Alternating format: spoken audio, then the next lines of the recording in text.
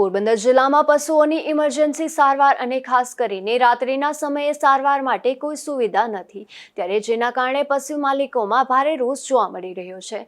જે મામલે શિવસેના સંચાલિત માલધારી સેના દ્વારા રજૂઆત કરવામાં આવી છે। પોરબંદરમાં હજારો પશુઓ વસવાટ કરે છે, જેમાં મોટા ભાગના માલિકીના જ પશુઓ છે। આવા પશુઓ રાત્રિના સમયે બીમાર પડે કે કોઈ અકસ્માત થાય તો ઇમરજન્સી સારવાર માટે સરકાર દ્વારા કોઈ વ્યવસ્થા કરવામાં આવી ન હોવાના લીધે પશુ માલિકોમાં ભારે રોષ જોવા મળે છે।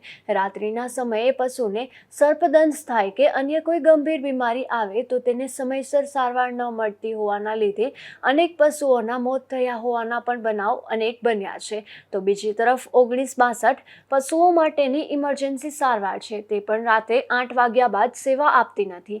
ઇમરજન્સીમાં કોઈ પશુ બીમાર પડે રાત્રેના સમયે તો માલધારી મુશ્કેલીમાં મુકાઈ જાય છે। પશુઓને 24 કલાક ઇમરજન્સી સારવાર મળે તેવી વ્યવસ્થા સરકાર દ્વારા ગોઠવવામાં આવે તેવી પશુ માલિકોની માંગને ધ્યાનમાં લઈ પોરબંદર જિલ્લા શિવસેના સંચાલિત માલધારી સેનાના પ્રમુખ રામભાઈ કોડિયાતર દ્વારા ઉચ્ચ કક્ષાએ રજૂઆત કરવામાં આવી છે, જેમાં મુખ્યમંત્રી સમક્ષ રજૂઆત કરી અને 24 કલાક પશુઓ માટે ઇમરજન્સી સેવા ઉપલબ્ધ કરવા માંગ કરાઈ છે। નિપુલ પોપટ સાથે અશોક થાનકી, ગુજરાત ન્યૂઝ, પોરબંદર।